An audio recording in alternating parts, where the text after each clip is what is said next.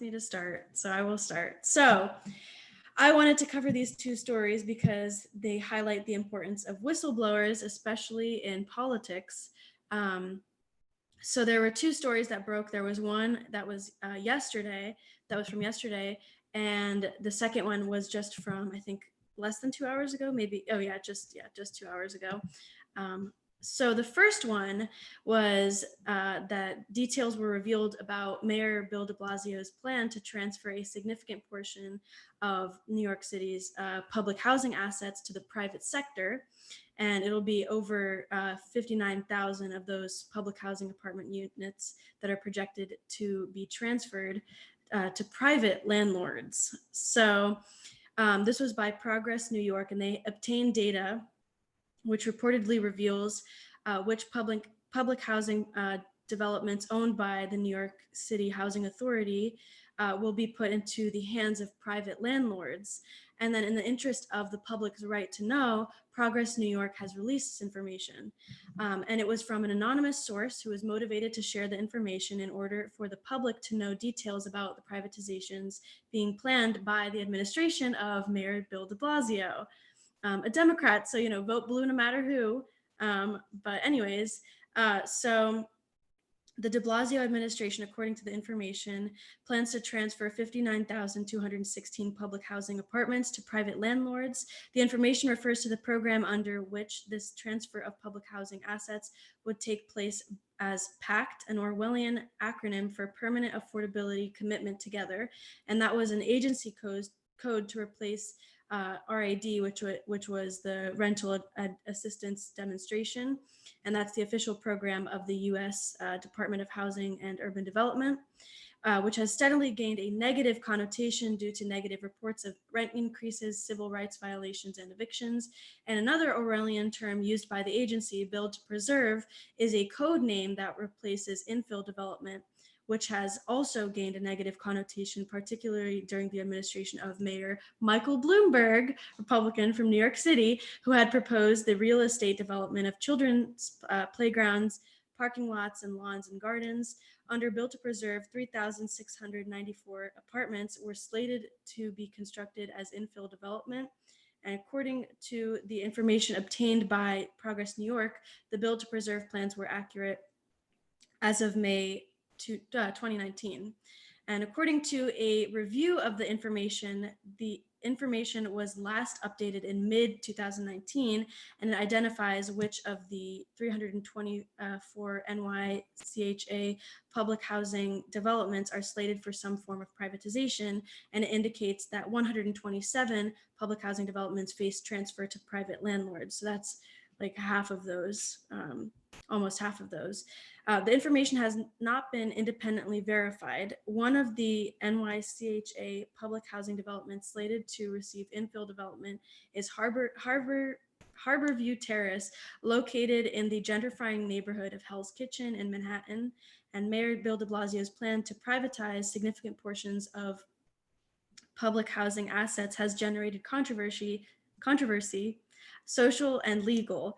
Community opposition has been rising against Mayor de Blasio's plans. In two instances, litigation has commenced against elements of Bill de Blasio's plans. One such case remains pending in New York State Supreme Court regarding a plan to infill development at the Holmes Tower in the Upper West Side neighborhood of Manhattan. In the other case, pending before U.S. District Court in Manhattan, plaintiffs are seeking class action status to oppose the mayor's disposition of public housing assets without a robust public review.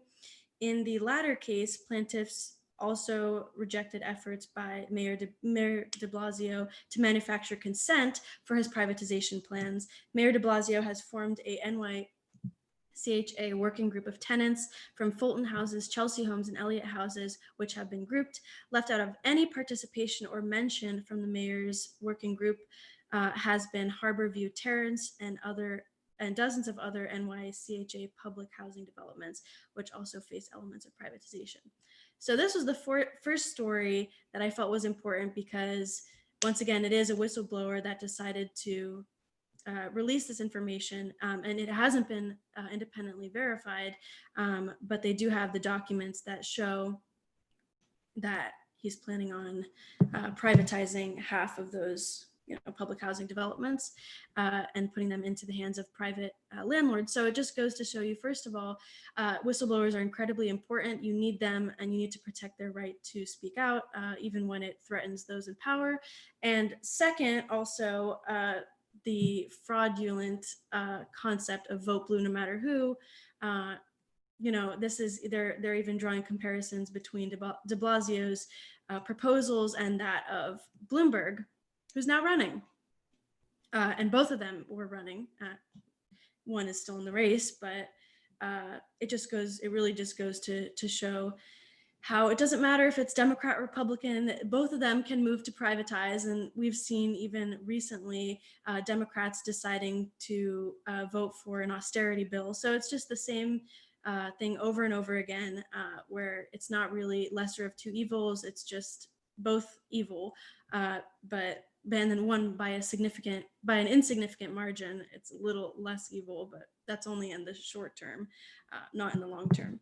So that was the first story that I wanted to cover. The second one was actually from the Washington Post, Democracy Dies in Darkness.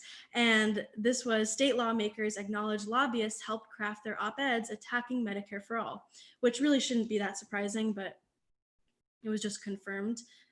It obviously makes sense, and it's the only justification for all of the same talking points used by a lot of different politicians, but this is even with state lawmakers. It's not even just the candidates running. But this was by Jeff Stein, and he just published it 2 hours ago. And so it says, lobbyists either help draft or make extensive revisions to opinion columns published by 3 state lawmakers in a way that warned against the dangers of Medicare for All and other government involvement in healthcare, according to emails obtained by the Washington Post, which again means that whistleblowers decided to release this information to the Washington Post. Montana State Rep. Kathy Kelker and Senator Jen Gross acknowledged in interviews that editorials they published separately about single-payer healthcare proposal included language provided by John McDonald, a lobbyist and consultant in the state who disclosed in private emails that he worked for an unnamed client.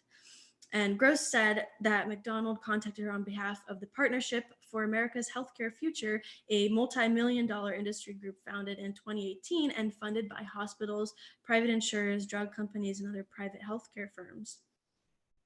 Additionally, an aide to Ohio State Senator Steve Huffman confirmed in a brief interview that the lawmakers' op-ed criticizing Medicare for All was written with the help by Kathleen DeLand, an Ohio-based lobbyist. None of the lawmakers' columns disclosed that they were written with the help of a lobbyist. As always, because that's how it always goes, they never actually disclose who they are and who is funding them and who they work for.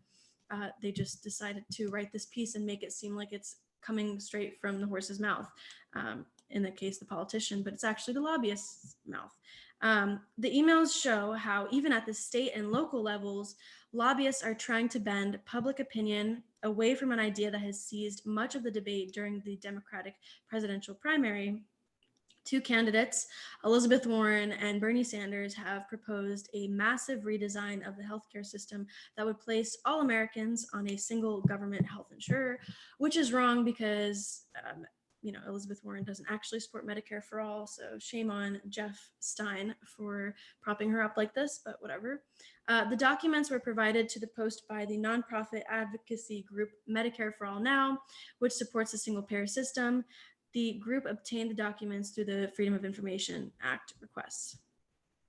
The revelation comes amid a fierce debate among Democrats nationwide about the best way to address healthcare concerns. Healthcare remains a top issue for many voters, and industry groups and moderate politicians have warned that the ideas pursued by Warren and Sanders and Tulsi, could be viewed as too extreme and lead Democrats to lose in the 2020 election.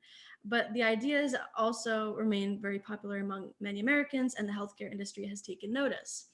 The emails offer a glimpse into the industry mobilization against both single payer and a public option, a government-run insurer that would compete with private plans. A change could redirect trillions of dollars in spending, with insurers, hospitals, and pharmaceutical companies all directly affected. The Partnership for America's Healthcare Future has spent more than $1 million on television advertisements since August, warning against a Medicare for All system and other changes to the system, according to Advertising Analytics, a firm that tracks TV spending. The partnership has recently expanded its operations to the state level and has heavily targeted voters in early primary states and battleground states, according to Politico. And you can also find their ads right before the Democratic debates. So that's hilarious too. And it goes to show that, of course, the moderators probably had their questions vetted by them. I'm just assuming. But anyways, neither of the consultants who helped write the op-eds would confirm or deny whether they had been hired by the Partnership for America's Healthcare Future. This is my favorite part. When McDonald was asked about it, he said, not directly. I probably need to talk to some other folks before I provide any details to you and see if I can have someone call you back. And he said in a subsequent interview that he could not provide additional information to his clients. So it's really, I mean, it's not really, you know, if he didn't work for them, all he would need to say is, no, I'm not hired by them. But instead he had to say, I actually have to talk to them and you know, before I provide any details to you. So that's not skeptical at all. And DeLand's emails to the Ohio lawmakers staff include the acronym for the group in the subject line, PAHCF op-ed OH Huffman .docs. DeLand did not return requests to comment about whether or not she had been hired by the group. A spokesman for the Partnership for America's Healthcare Future declined to comment or confirm or deny whether the group had hired McDonald or DeLand. Again, in emails to reporters, the partnership linked to op-eds written by these state lawmakers, at one point citing them as evidence that voices throughout the nation oppose Medicare for All. And it's no surprise, this was what one of the executive directors for the Partnership for America's Healthcare Future. She said, it's no surprise that elected officials on both sides of the aisle and many other voices throughout the nation are expressing serious concerns about these one-size-fits-all proposals. Single-payer supporters say the lobbyists' role in crafting the op-eds bolsters their argument that their opponents are parroting talking points from industry groups that profit off the current healthcare system. These secret emails blow open what I saw firsthand and revealed as a health insurance whistleblower. These companies and their lobbyists will stoop to whatever level it takes, no matter how grotesque, to deny people the life-saving coverage they need, said Wendell Potter, a former health insurance executive who is now president of Business for Medicare for All. Which is interesting. This is just the latest reason we need to reform this broken system where greedy corporations determine who can get medical treatment in America. And the emails raise troubling ethical implications about the undisclosed involvement in private interests in lawmakers' public statements, said Larry Noble, who served as a general counselor for the Campaign Legal Center and the FEC. And yeah, so the article basically continues, but I felt like that was the most important part, which is, once again, it kind of goes into what the first article was, you know, the two main points that I got at least out of it, which is, first of all, the importance of whistleblowers actually, you know, releasing this information. We need their freedom of speech protected because without this, we can't actually get this confirmation of what many had assumed and were skeptical of, which is that these politicians are just truly against Medicare for All purely out of, I guess, ideological opposition to it. But the reality is that they actually have lobbyists that are telling them exactly what to say. And then this article actually even goes on to say how a lot of these lawmakers, the op-eds that they've written, there were plenty of them, they hadn't even written half of the op-eds. It was just the lobbyists that sent that over to them, and then they sent that and, you know, posted it under their name, and it occurs very often. So if this happens with the healthcare industry, there are so many other industries where this also happens in as well. And of course, we can't know for sure unless whistleblowers actually come out and disclose this.